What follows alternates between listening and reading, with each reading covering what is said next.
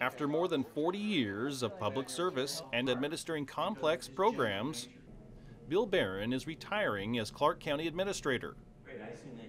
During his tenure, the county has faced multiple challenges and opportunities, including building booms, a Great Recession, park expansions, and planning for rapid increases in the number of citizens 60 and older. Recently, we sat down with Bill to discuss achievements and learn what challenges may lie ahead for the county. Bill, thank you so much for meeting with us. Jim, good to see you. After nearly 15 years as county administrator, you announced you were retiring. Why now? Well, I'm getting younger. I've had over 40 years of public service. I'm almost 70, and I think Father Time has kind of said, "Hey, you're really going to continue this?" That and my wife and I made a decision about 2 years ago that started saying, "Okay, when are we going to start having a real marriage and live together?" Because you do live apart. We live apart. My wife lives in Boise. She's a director of the State Historical Society there, and she's been doing that for 6 years. And before that, we were commuting from Chicago to here, and now me back and forth to Boise. And it was time. It's time for us to dedicate our lives to each other instead of to the public and as much. And I'm really looking forward to retirement. I think your body tells you, your mind tells you. I still love my work. I love what I'm doing. I love the people here where I work and our community. But it's time. You just know it's time, and time is now for me. Now, when is your last day? September 10th. Okay. And so your immediate plans, again, you're going to be moving to Boise? Move to Boise and support my wife in what she does. I don't have any other plans other than try to hone my golf game back to where it was a few years ago, and maybe do some volunteer work and some public outreach work when I'm there. Let's talk about your life before Clark County. Yeah. Where'd you grow up? Grew up in the North Bay area, born in San Francisco, raised in the North Bay area. Ran around Napa Valley quite a bit. Went to St. Mary's College of California in the Moraga Valley, right over the hill from Oakland and Berkeley. Went in the Air Force for 3.5 years and did my master's at St. Mary's University in San Antonio, Texas. And that's basically where I got my start at St. Mary's College. I was introduced to government by Dr. Harold Winkler, who was a former Harvard professor who had retired to California, and they coaxed him back into part-time teaching at St. Mary's, and really inspired me to think about public service as a career. And as I did graduate work at Northern Illinois University and the University of Illinois Chicago, began to solidify as I was working part-time. And then when I went to St. Mary's University in Texas, and Dr. Billy G. Crane, a great name, he was from Arkansas.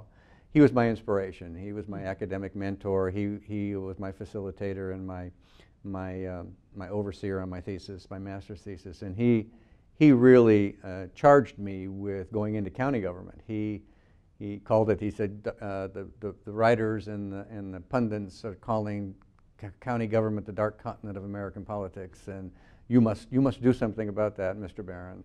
So I marched blindly and idealistically into county government services, and I did it for 40 years at 3 different counties, 2 different states. Wow. What were some of those, getting into county government, and this is back in Illinois? Yeah. What were some of the early challenges and some of the accomplishments you had? Well, it was interesting how I got into county government in Illinois. My first wife was from there. Her mother was sick, so we went from the military, my military service, to Illinois, the Chicago suburbs, and I went to these. The Illinois Constitution had been written in 1970, and they were just reorganizing local government, and they were having these forums where the county commissioners were meeting with the public and having these open interviews about what does the county government do, and so I went to them as a private citizen. I was out of the military, didn't have a job, and I went to almost all of them, or like 30 of them over time. And finally, one of these commissioners singled me out in the audience and said, who are you and why are you here? And I said, well, I'm an young unemployed public administrator, I hope, and want to be. And from that, got introduced to one of the employees there, and from there they had a public employment program. It was called PEP, Public Employment Program at the time, to increase employment, and I was hired at the very lowest level, county government, and ultimately became the program administrator and the deputy county administrator. And the county administrator form of government, the first county, was formed in Lake County, Illinois, and I helped do that. I was very proud of that. Some of the other things we did in Lake County, one of the things that a lot of people don't know is that counties could be sued under the Sherman Antitrust Act, and unfortunately, Lake County, Illinois was one of the first test cases, went all the way to the Supreme Court, because the interesting part of that was you could get sued for treble damages. And we were facing a gigantic lawsuit against us. Ultimately, we were found innocent, and the Supreme Court of the United States denied cert. But I helped write the Local Government Antitrust Act of 1984, which now, while you can get injunctive relief in suing a county under the Sherman Antitrust Act, you can no longer get treble damages. So that was quite an interesting experience. I made like 25 trips to Washington, D.C. to help write the bill for Congress. The Great Lakes Naval Training Center, which is a huge complex in Lake County, Illinois, $450 to $500 million a year in economic development, was a Great Lakes Naval Training Center destined to be closed under the base realignment and closure process.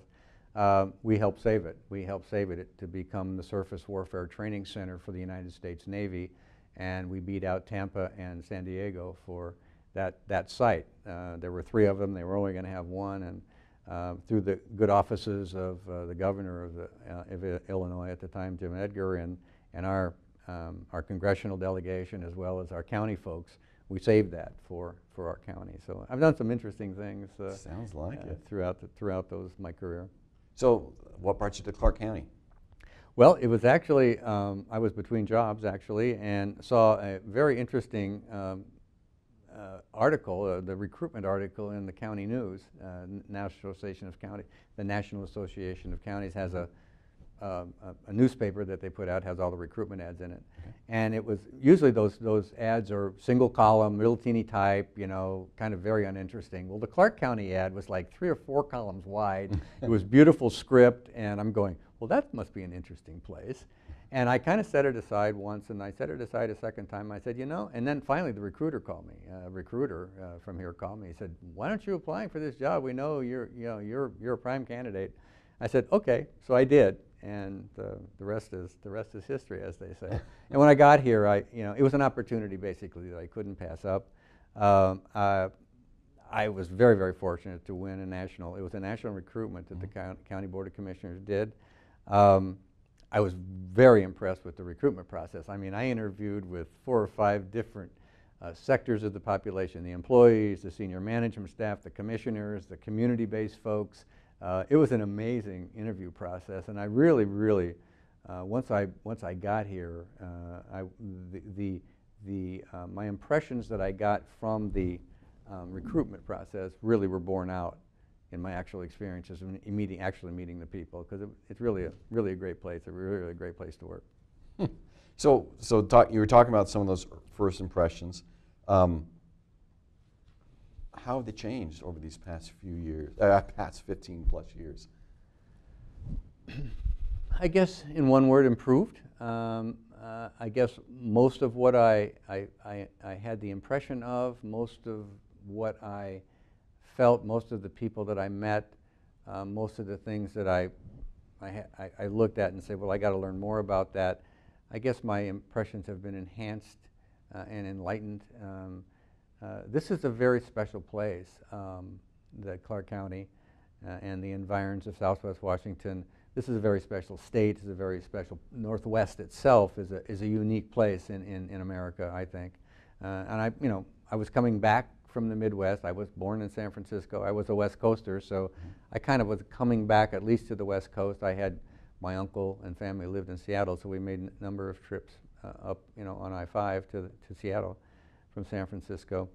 So, but it was a validation, I guess, of the West Coast lifestyle, the beauty of this place. I remember driving across the bridge after I'd had my initial interview in October. The interviews were October, and it was cloudy and rainy the whole time, of course, until the last Sunday when I was driving back across the bridge to the airport, 205 bridge to the airport, and all of a sudden it broke, and Mount Hood appeared on my left, and I just about crashed the car into the bridge. It was a stunning, beautiful sun on Mount Hood, kind of a day, and it was amazing. I said, wow, this is a pretty cool. That was kind of a sign. Thank goodness I had that my sign fingers happened. crossed. I really hoped much more that I would have got the job.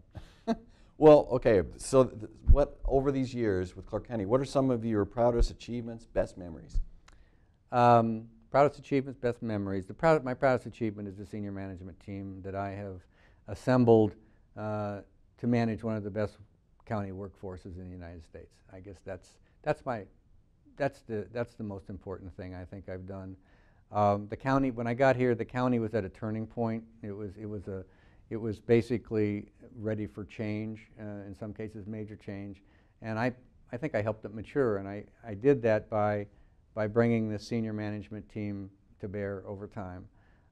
We have the county, the public of Clark County can be very well assured they have a phenomenal group of people working for them, both at the senior level and in the workforce.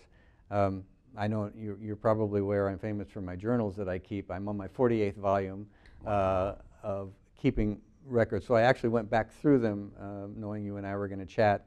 And I mean, the things are numerous that we've done. I always say I've done nothing. It's what we have done together, both the community, the workforce, my management team, the commissioners, of course. Just to go down a brief list for you, I know our interview is only 3 hours, but the campus development plan, where we built the public service center, enhanced the courthouse. The juvenile justice center was built. The Center for Community Health on the Veterans Campus, the enhancement of the fairgrounds with the amphitheater and the event center, our work with juvenile justice and the juvenile courts, and now the Juvenile Detention Alternative Initiative, and our youth commission and the services we provide out of the youth house. I'm really proud of how we're grappling with the problems that youth have, and really turning out some really fine citizens, and trying not to put kids in jail, but try to get them into programming for the needs that they have. Cleaning up Bonneville, we've had some hiccups, but we're continuing to clean up that beautiful 3,500 acre site that's going to someday be a jewel of our park system of 3,500 acres. We've gone through 7 biennial budgets through thick and thin, and to the goal of reaching fiscal sustainability, and we've done that, I think, very proudly with our finance team. And the cooperation of all the elected officials and the underspending by the departments. Supported employment for the developmentally disabled. We've expanded that over the last 14 years. Our employee relations and our employee recognition program, I'm very proud of. We have an annual county picnic. We're a biannual county picnic. Bring your kids to work day. We honor people for their service as much as we can with the public dollars. We transitioned public health into the county organization from the multi-county health district. We hired a diversity coordinator, and has established, and very proud of this, established diversity as an organizational norm, as part of our culture at Clark County. I'm very proud of that. The Aging Readiness Task Force, leading to the Elder Readiness Plan, establishing of the Commission on Aging, which is really doing good work because the baby boomers are coming, and they're going to need different service delivery than we have now.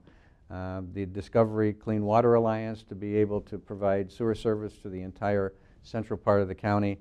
Reconfiguration that we're doing now, we're doing things smarter and better, and working with the neighborhood associations and our Planet Clark process, where we do innovative smart building code practices for our development community. So other than that, I mean, we've done really a lot of wonderful things that I'm sure I've left something out, but that's a sample.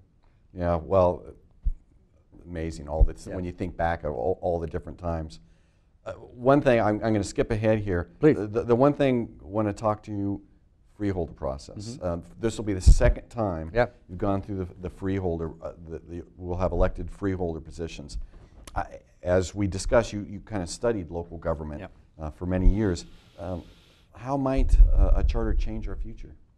Well, the charter has the potential, and if history is any indicator, which of course it always is, the last time we did this in 2000 to 2002, the charter that was ultimately voted down by the people was a very good start. And what a charter is, I call it a local constitution, but basically it's a remapping of your structure of county government.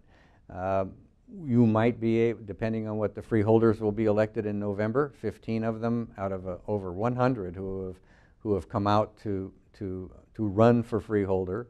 Which is amazing in itself. It's phenomenal. Yeah, it's phenomenal, because in 2000 we have some of those positions that weren't filled. Yeah. People didn't run for them. So we have a phenomenal outpouring of citizen interest, which I think is great. They can decide on a number of things. The charter, the local constitution, can call for change the size of the board, change of commissioners, change how they're elected, whether they're elected from partisan or nonpartisan basis. They can talk about many of the appointed officials. You can't talk about the judges or the prosecuting attorney, but you can certainly make some of those positions appointed. You can make them elected partisan or nonpartisan. And as you know, the city of Vancouver is a charter, is a home rule city. And one of the things you do there is you also appoint a charter commission that reviews this charter, this constitution, every 5 years. So you literally you change the nature of your government. One of the key issues, of course, that will be talked about is the position of county executive, whether a position like mine, which is the chief administrative officer appointed by the commissioners, turns into an elected official. And therefore you have 3 branches of government then, and you have the embedded power of legislature and executive in the County Board of Commissioners now split off, where the executive power goes to a single elected official. So those are the main things that they look at. People should stay tuned. Very, very significantly. Stay tuned, you bet. Okay. Now, you have always been involved in multiple community endeavors while serving as county administrator, including Vancouver Rotary, WSU Vancouver, and many others. Right. We're going to be ending this show by showing some comments from the local community about the impact you've had on this community. As you prepare to leave Clark County, what would be some of the things you miss the most? Oh, probably running to work every day the way I do. I tend to be very much in love with my work, and I probably will miss doing that. I'll probably have to, as they say, gear down. Excuse me. But the county employees, my management team, that have been the highlight of my career for the last 14 years, they do the work. They are the spirit, the heart, the soul of the county organization. They're wonderful, they're hardworking, innovative, bright, they're a delight to be around. The relationship and friendships that my wife and I have engendered here in this community we have lifelong friends that will always be there for us, and we will certainly remember them. The professional growth that I have been able to experience has been really, really wonderful. I mean, these have been the golden years of my experience, my career. And we want to come back here. My wife and I will return probably after 4 or 5 years after she retires, and we want to make this our base of operations, if you will, for our future life. So those are some of the things. The people. I think people have said to me, I'm a people person, and that's what I'll miss the most. Is there anything else you'd like to share with viewers? Well, just that it's been an honor to serve this community. It's a rare place. It's a rare place we live in, and I guess it's been an honor to serve, and that the people should know that the citizens of Clark County should know that the public service is a viable part of an overall well-being of a community, and that I, as the outgoing county administrator, can attest to them that the workforce and the management team that they have in place, and it's certainly not because I was involved, but certainly the quality of people that are at the helm of their government and doing the work every day, they can put significant trust in them as we move forward. And it's really been quite an honor. Well, Bill, it's been such a great pleasure working with you over these years, and we'll really miss you. Thank you, Jim. Best of luck to you. Thank you very much.